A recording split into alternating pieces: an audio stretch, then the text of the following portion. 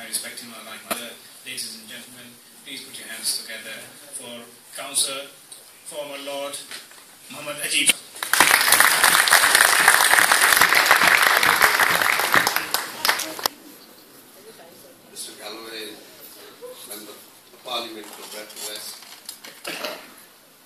Shah, prospective candidate for West Pakistan Consul General, and of course David Ward, who is MP for Bradford East, and now obviously we provided leadership in Senate. Ladies and gentlemen,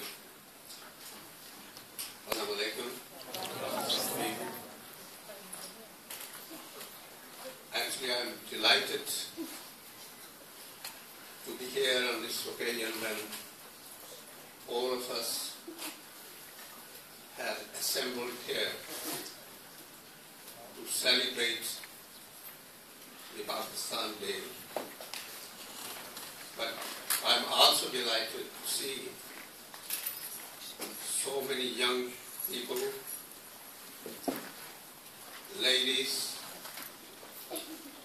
This always gives me great pleasure, particularly here in Bradford, in our great city, when I see our community is represented across the board. 23rd of March 1940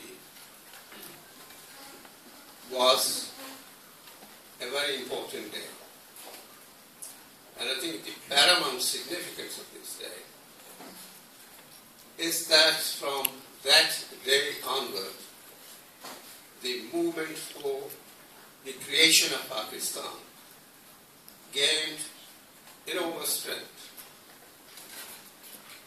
And a sort of practical struggle commenced during the next 7 years, when all of us know that Pakistan came into being in July 1947. And I think, like many other nations which gained freedom from British imperialism, particularly in that or during that decade or after that, they had many ups and downs in their short history, and Pakistan is no exception. Pakistan, he has bravely always stood up for the cause of Kashmir. He has bravely stood up for the cause of Palestine. He is no other than our MP, David Ward.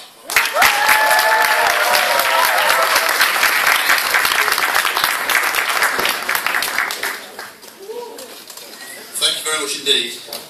I wasn't actually sure whether I was going to be speaking tonight, so we'll have to see what comes out. But I am very, very pleased to be here, I must say. Thanks very much to the organisers for the event itself, but also for inviting me along this evening. It is, of course, a very, very special day, both in terms of 1940, which you already referred to, also, of course, 1956. And I think that we will sometimes need to remember that, in some ways, the creation itself of Pakistan, don't forget, it was not referred to, I don't believe, in the Lahore Resolution in 1940, because there still was a view and a serious attempt to try and provide safety and security and surety for many, many Muslims through autonomy, through providing them with the space and the security which has already been referred to earlier, to live in peace. And there was a long attempt at trying to do that before it was realised, recognised belatedly that a separate country was not only required but necessary. Bismillahirrahmanirrahim. Honourable Member Parliament George Galloway, Mr. David Ward, prospective candidates, parliamentary candidates for the next elections, ladies and gentlemen, first of all, I would like to express my thanks for the organizers of today's function, that they have given me an opportunity to address you this evening. On this occasion, I think it would be most appropriate that I read out and convey the message of the President of Pakistan with reference to 23rd March. The 23rd of March marks the momentous occasion when Muslims of India resolved to struggle for an independent state based on principles of equality and justice. It was on this day, 75 years ago, that great thinkers and political leaders came together to embark upon the journey for independence. Qaid-e-Azam Muhammad Ali Jinnah realized that it was the right of every Muslim of South Asia to enjoy freedom, equality, and social justice. Millions of people sacrificed their lives to realize the dream of Pakistan. To mark this historic occasion, I would like to urge all citizens of Pakistan inside the country as well as outside Pakistan to renew their resolve to bring their country to the forefront of the Committee of Nations. Ladies and gentlemen, the last speaker that I'm going to invite obviously does not need any introduction. He is a true friend of Pakistan, a very proud friend of Pakistan. He has been working for the people of Pakistan, I think when I was in my nappies maybe. He has been honored by the government of Pakistan with Hilal-e-Imtiaz, with Hilal-e-Qaid-e-Azam, which is probably the biggest award given to any civilian in Pakistan. Please put your hands together for the MP, Mr. George Galloway.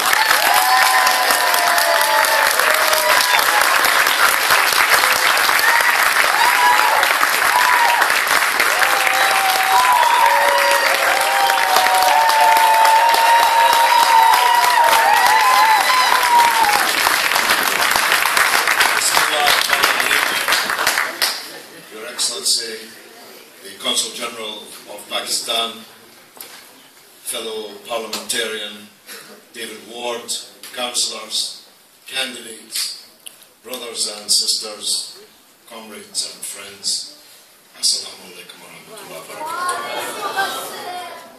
Thank you for the invitation.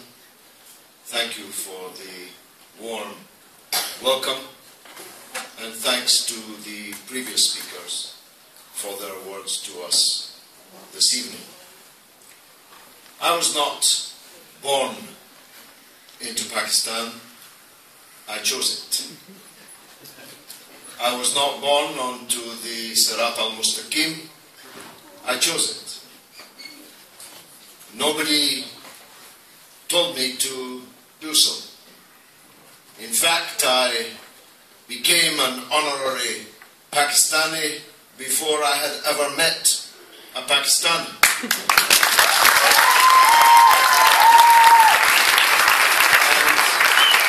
And many decades before I came to Bradford.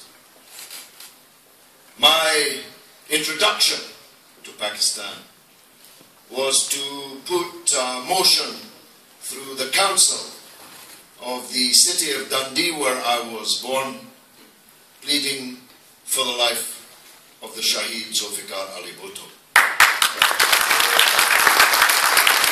And from that act and the campaign thereafter, I grew more and more absorbed into Pakistani society. I made thousands, maybe hundreds of thousands, maybe millions of friends in Pakistan and in the diaspora. I was awarded the Halal Qadi-Azam decades before I ever set foot in Bradford.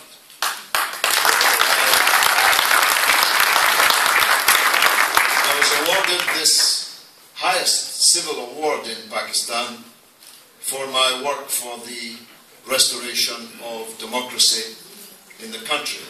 In the 1980s, I operated, sometimes undercover, inside Pakistan under the leadership of a man in a red fez, Nawab Zada Nasrullah Khan. I don't know if any of you recall him. May God have mercy upon him. He was my boss. He sent me into some scrapes, some perilous situations. In the early 1990s, I was awarded the Halal Pakistan for my work for the people of Kashmir, which has continued until this day and until God decides to stop giving me breath. I will be fighting for the right of the people of Jammu and Kashmir.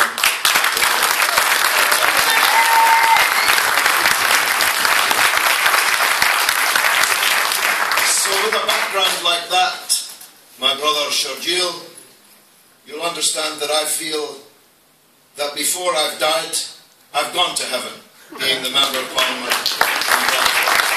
Yes. I must say, I don't recall the last time, because I go to a certain kind of meeting, that I was invited to rise for the British national anthem of God Save the Queen. I'm glad you stopped at the third verse, because the fourth verse asks God to give power to Her Majesty, rebellious Scots to crush. And so I was trying to work out diplomatically how I could demur from the fourth verse if you got there. Because this is one rebellious Scot who likes to avoid being crushed, at least before my work is done. I only have one other point to make, but it is an important one. I appreciate your stricture, well observed so far, against politics. But this is a very difficult time for the Muslims in Britain. And it just got more difficult this day, when the Home Secretary, no less, declared a kind of political war against the Muslims in Britain, in a speech wholly unnecessary and entirely motivated by a desire to keep UKIP at arm's length for the return of a David Cameron government. She brought up the Trojan horse, even though just days ago a select committee of the House of Commons unmasked the Trojan horse as the Trojan hoax that we always said it was. And she adumbrated all kinds of crimes which she attributed implicitly and explicitly to Britain's Muslims. So all of us have to, as well as standing for the British national anthem, be clear that we are here to stay, and we are the equal of each and every other citizen in the United Kingdom. We have nothing to apologize for. If a criminal commits a criminal act, it's because he or she is a criminal. There are no Muslim terrorists or Christian terrorists or Jewish terrorists. There are only terrorists, and we must condemn each and every one of them.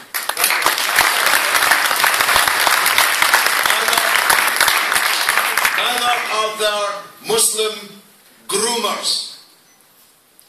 That well-known Muslim Sir Jimmy Savile, that well-known Muslim Sir Cyril Smith, those well-known Muslims in the cabinet, in the government, in the parliament, that are being investigated right now by the police were not Christian criminals, they were just criminals.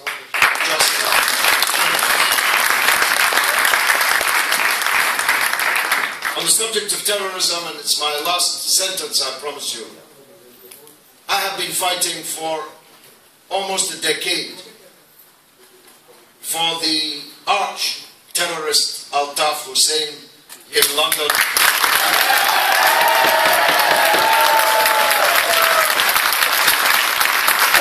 He returned to face the music in Pakistan, and what a hellish music he has created. Night after night, on the telephone from Edgware in London, literally on television, ordering the murder and the mass destruction which he and his friends have caused in Pakistan, in Karachi in particular. And I will not rest until Karachi and Pakistan are freed from the scourge of Altaf Hussein.